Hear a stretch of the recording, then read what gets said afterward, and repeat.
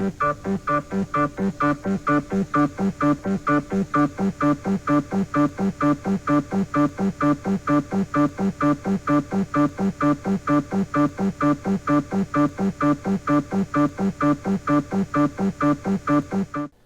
there, and welcome everyone. In this video, we're targeting the Suwannee Bass for the Georgia Bass Slam. The Georgia Bass Slam is a program that Georgia DNR has to recognize anglers with the knowledge and skill to catch different species of black bass in different habitats across the state.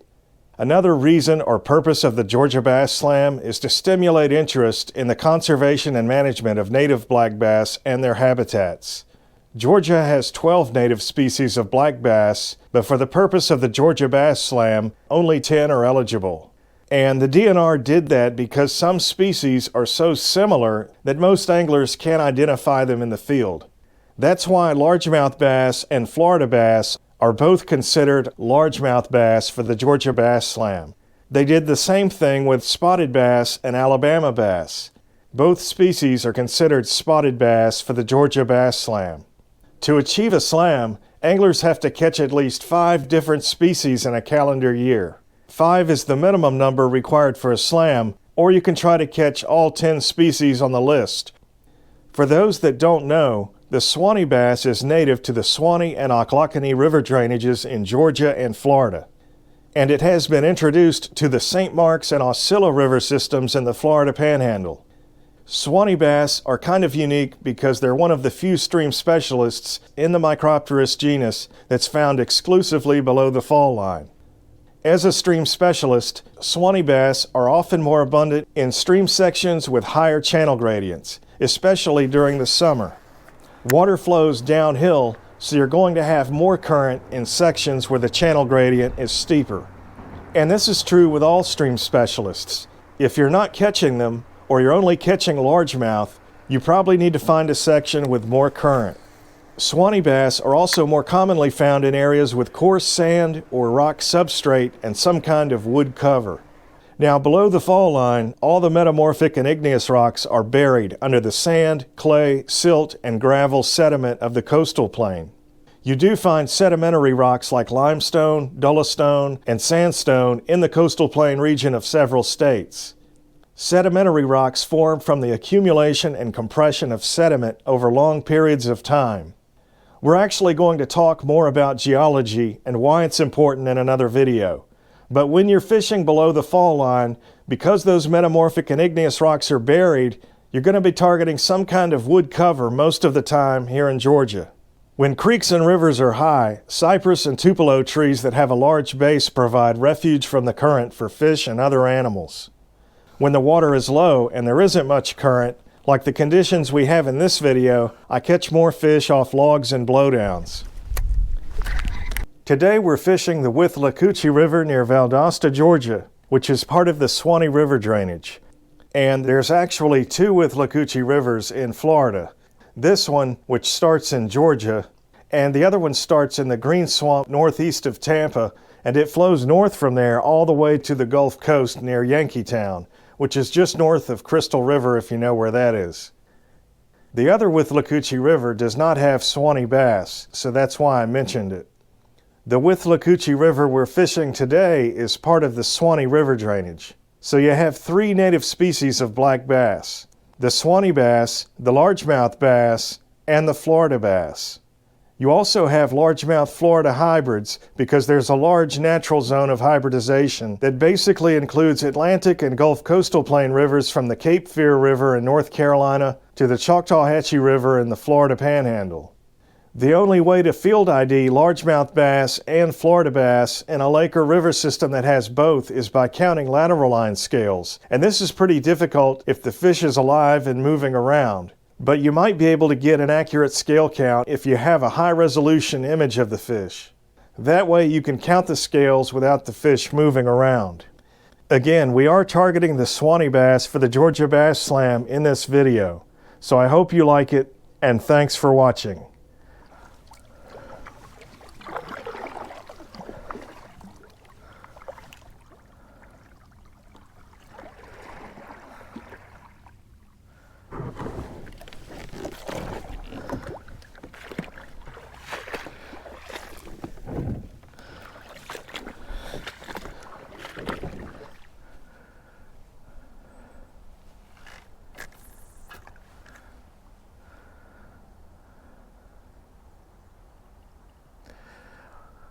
Wow, I just saw the dead deer right there washed up against the log.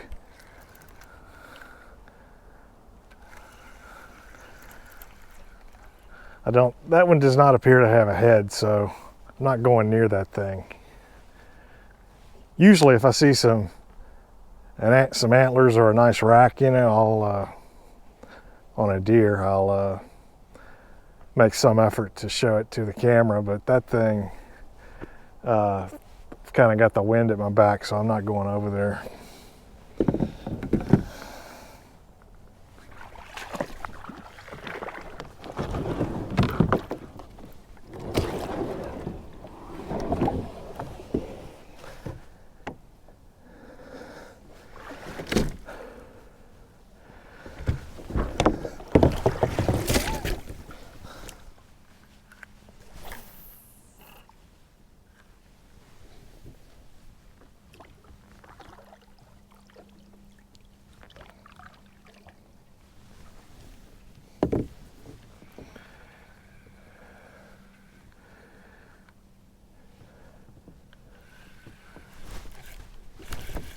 Wow.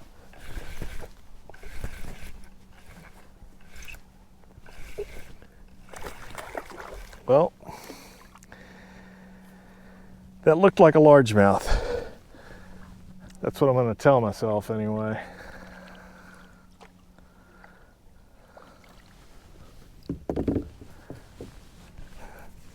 Video review may prove otherwise.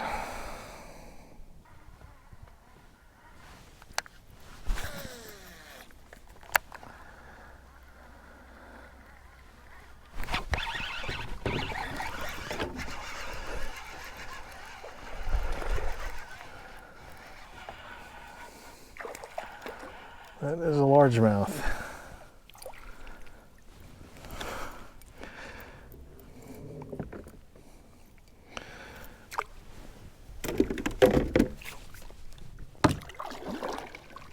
Of course, it could be a Florida bass, but without counting the scales, we just don't know. See you, buddy.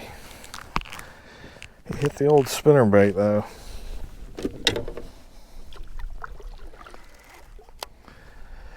I got a 1/4 ounce weight on here because that's what I had when I was fishing above the fall line in the last video.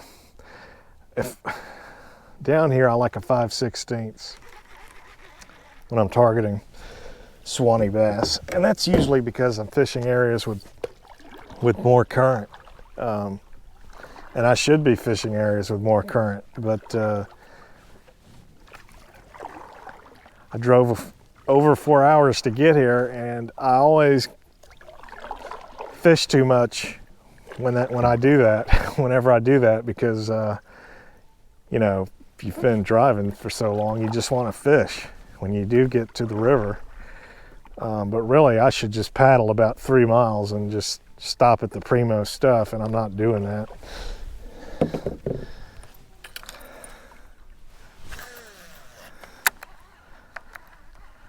Just missed another one. That looked like some kind of rough fish. Again, when you're fishing areas that don't have a lot of current below the fall line, that's the danger, is you're going to run into the old bowfin or the gar.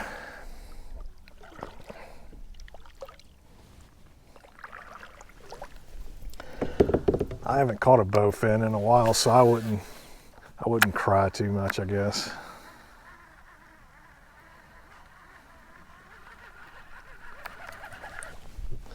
Got another dolostone shoal here.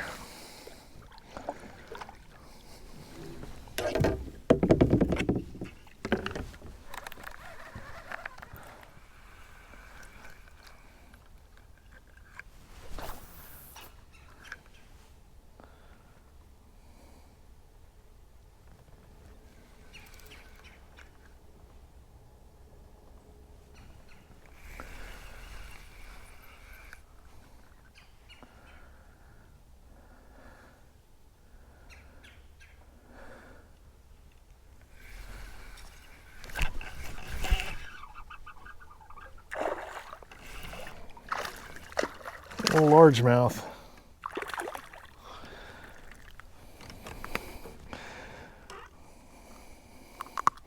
Or are you a Florida bass? Could be either. See you, buddy.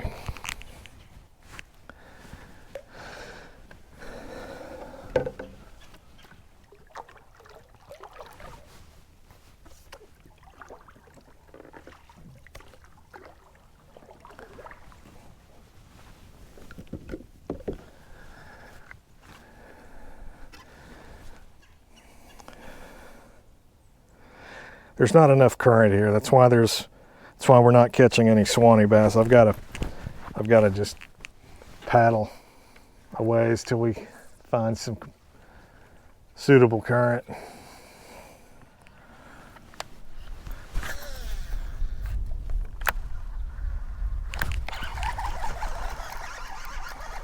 Oh, this is a channel first. The old chain pickerel.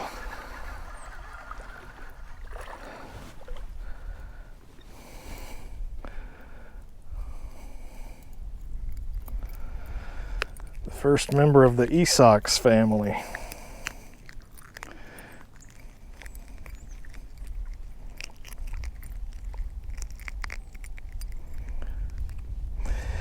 The locals call these jackfish, but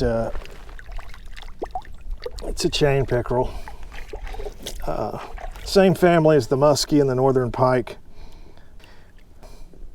Actually, well,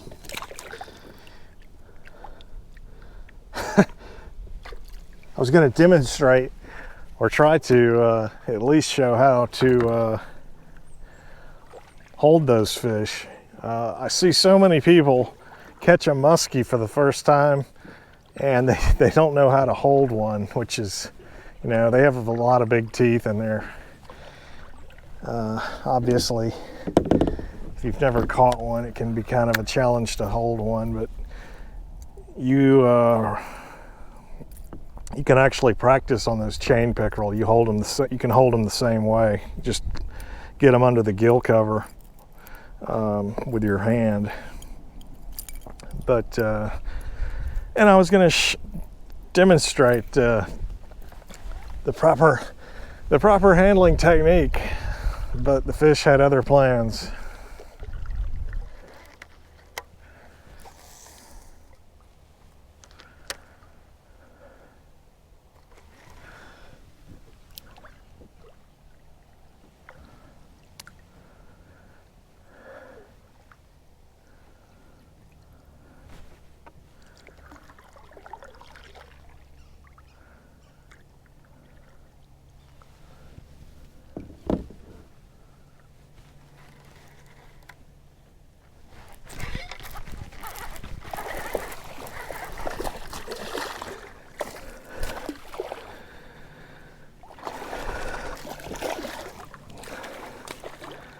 There's a good largemouth. Not a big one, but a good one.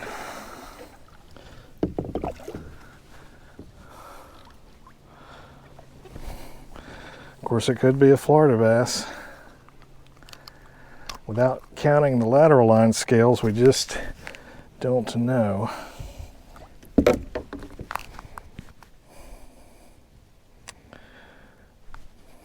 On the old flipping tube.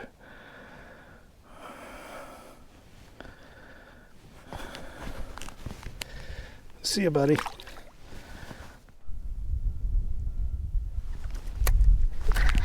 Oh, there we go.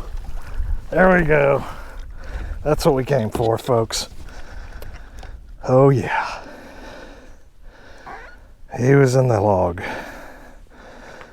The hog in the log.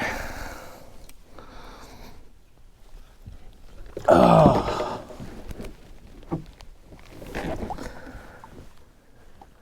I'm going to document this fish with my digital camera. I have my Suwannee bass for the Georgia Bass Slam. And once I get pictures of this fish, I'll show you where he was actually holding. I don't want to risk losing him And it's such a beautiful fish. I don't want to hold him out of the water longer than I have to, so I'll be right back, folks. There's the fish on the board, and he's right at, well, the kayak is at an angle, but it's a nice fish.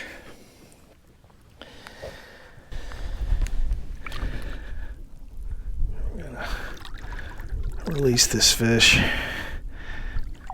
See you, buddy. Thank you.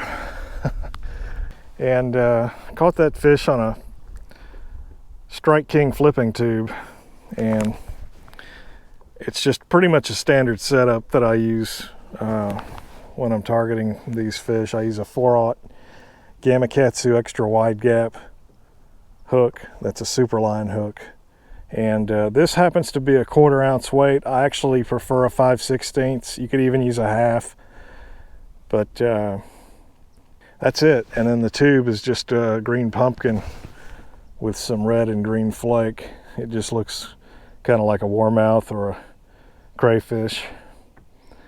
The tree I caught the Suwannee bass off of is this big. You can see the base of the log on the bank there. It comes right out here, extends way off the bank.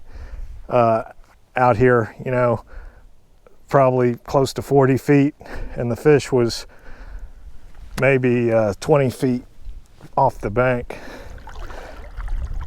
And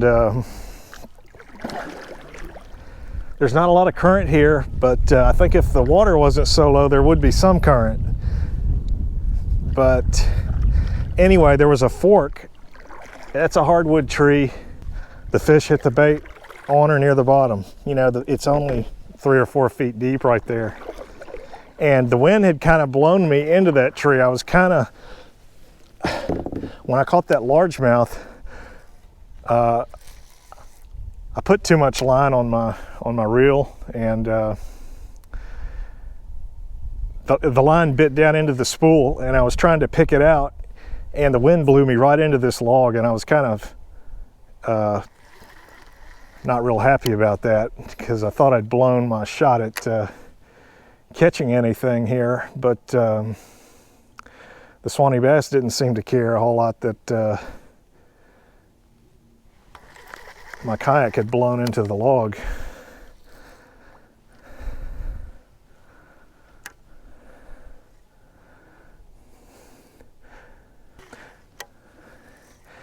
And I tell you the thing, this happens a lot. Not just with Suwannee bass, but in river systems. And this is why I like flipping these logs. A lot of them, most people write them off because they're in shallow water. But what they don't realize, what happens is when the river comes up after a big rain, there's so much current that the current bounces off, the current deflects off the wood cover down towards the bottom of the stream, and it scours out a hole under the log. So even though that log may be in shallow water, there could be another additional foot or two underneath the log that really isn't visible from the surface or from a distance. So that's why I catch a lot of nice fish off these logs. I'm sure I'm not the only guy. I'm probably the only guy on YouTube talking about it, but it's kind of a it's kind of something that not many people know about, or take advantage of, I should say. I don't want to say it's a secret, because there are no real secrets, but it's definitely something a lot of anglers overlook.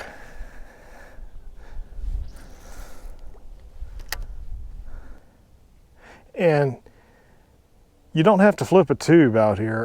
A lot of people like a speed crawl, a jig with a crawl on it. You could flip or pitch a rage bug or a beaver style creature bait, a brush hog. Well, I like something without appendages, just because it's going to penetrate the cover with more easily. So when you have a situation where there is brush like we have here, some type of soft plastic bait that doesn't have legs or any kind of appendage is going to be more efficient.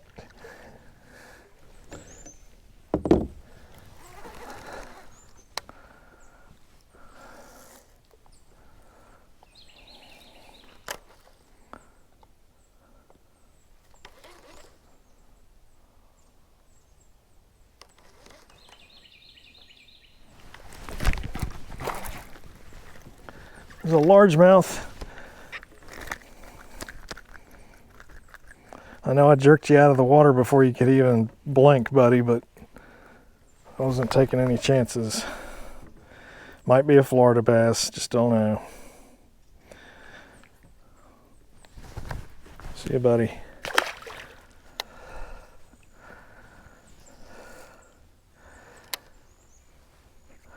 Obviously, all kinds of wood cover is washed up against these cypress trees because they're sticking way out off the bank. But we even have some current here. You can see all the leaf debris that's washed against the wood cover. And I really thought I would catch one here, but I have not so far. It's really, I've caught lots and lots of Suwannee bass from areas just like this. Not in this section though. I am fishing a new water. That's one of the things I wanted to do. That's one of the things I wanted to do with this Bass Slam. I wanted to fish new water or new sections of rivers that I have not fished before, just to challenge myself and so people could see more of the fish finding process, or just how I kind of break down an area. I don't know if I've broken anything down. I drove so long to, and so far to get here that I just, when I got here, I just wanted to fish. I didn't really, I haven't really bypassed a whole lot of the river, which is a mistake. Again, I have convinced myself that the problem is the low water. The river is so low right now that there just isn't a lot of current anywhere. So, but I don't know if that's necessarily true. I haven't paddled far enough to really say that with any degree of certainty.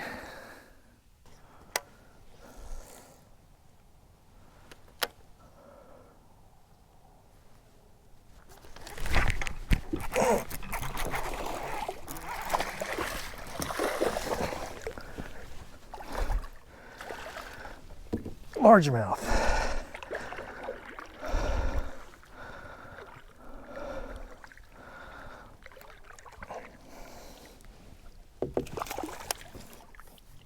Oh, he's barely hooked, skin hooked.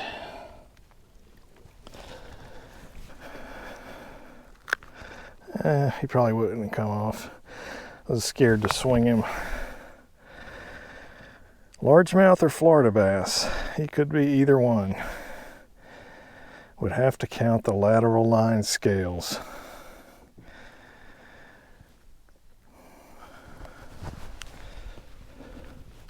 See you, buddy.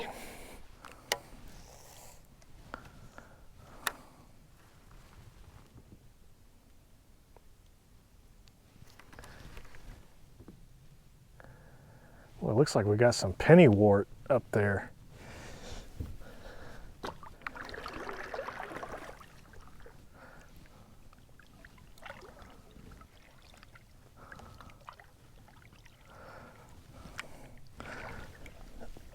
I love that stuff.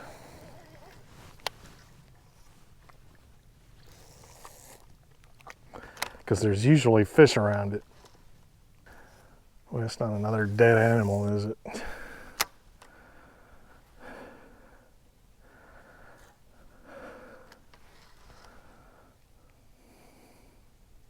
I once saw a cow impaled on the end of a log about that size.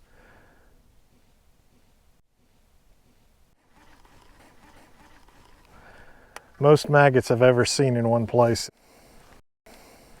by far.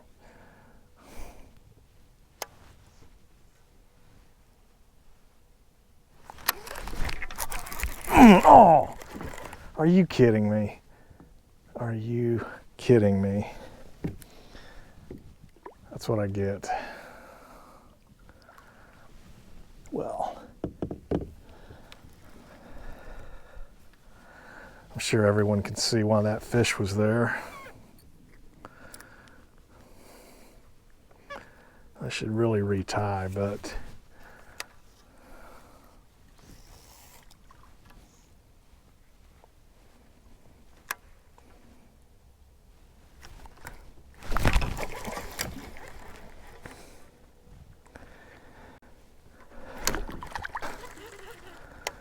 okay.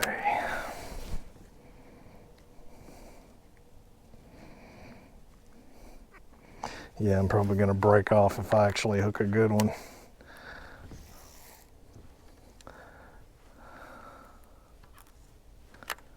I got them stirred up in there.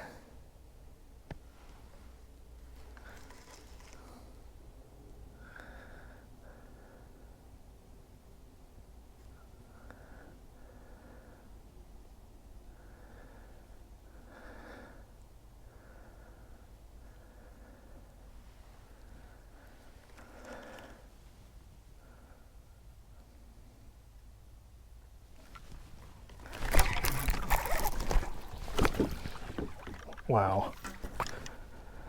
Not the bite I was expecting.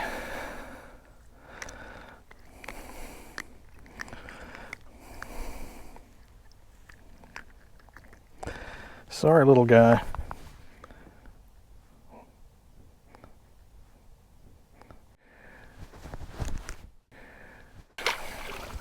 And that is pennywort. I thought that's what it was. That green plant over there. Uh-oh.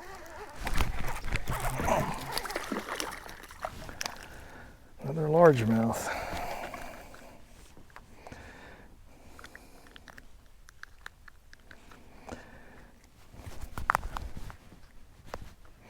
Could be a Florida bass, could be a largemouth. Could be a largemouth Florida hybrid. You just don't know in this part of their range.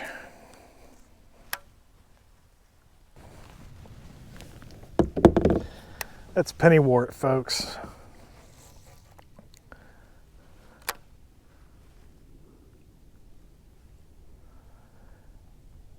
Anytime you see a mat of that stuff, you better fish it. That's all I'm gonna say.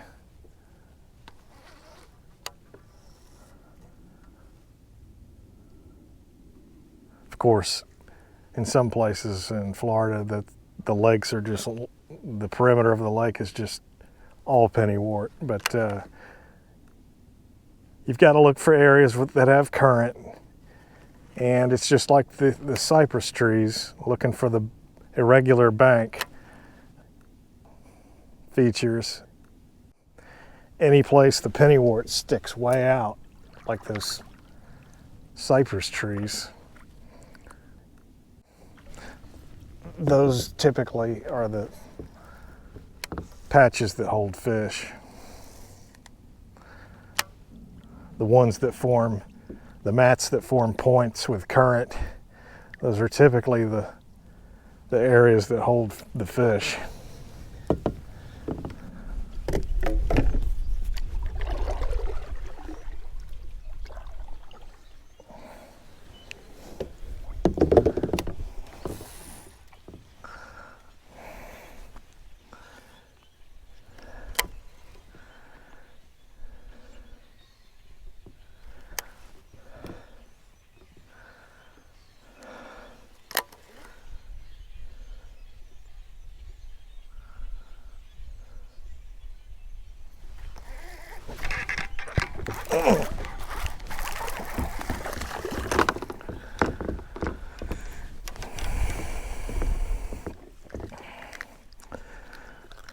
Another largemouth.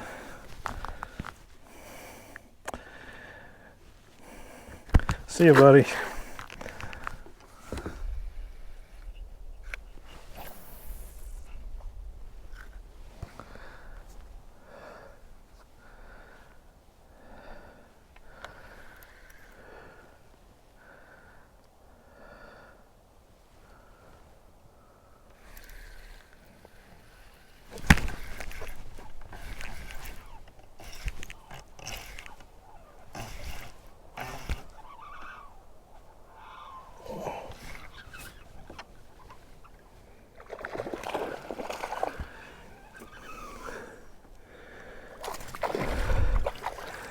Should have just stayed here all day.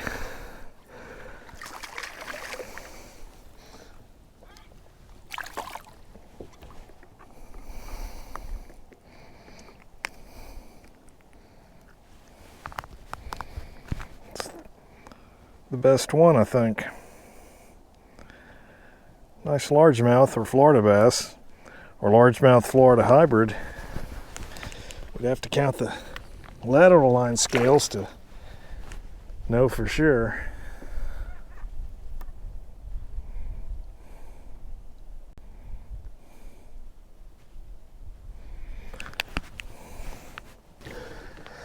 Anyway, I was just talking about where I caught that that last largemouth on this shaky head finesse worm. This is just a big, the current comes through the shoal up there and it just makes a big back eddy right here. And that fish was just kind of in the center of that back eddy, just right out there. It kind of drops off a little. There's a kind of a shallow flat here off to the left, and the actual channel is right out here.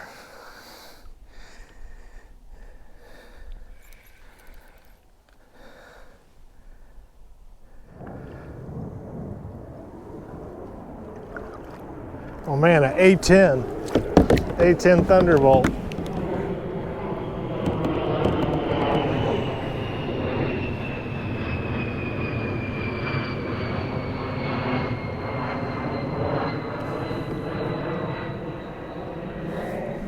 First time I've ever seen one anywhere in Georgia, really, that I've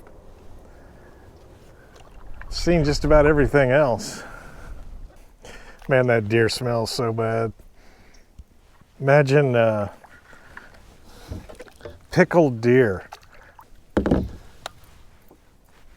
Pickled deer carcass. That's what it smells like.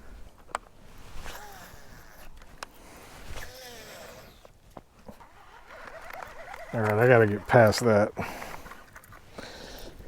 I got my sun mask on.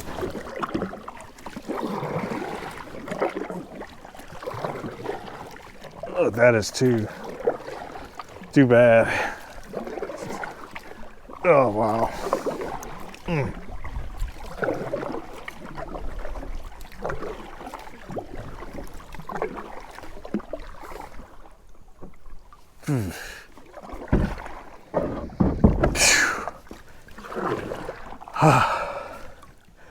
Wasn't trying to scare that heron, I just had to exhale. I was holding my breath going by that thing.